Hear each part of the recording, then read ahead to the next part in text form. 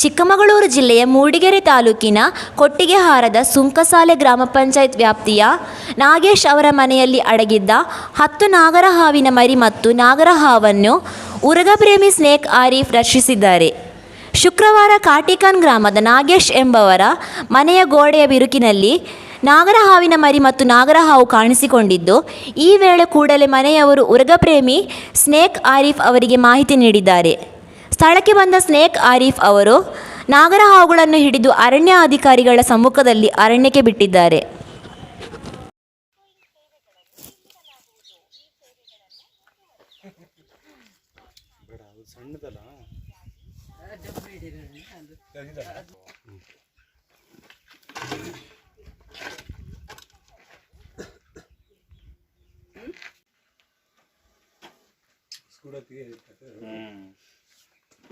ಡಬ್ಬ ತರಲಿಲ್ಲ.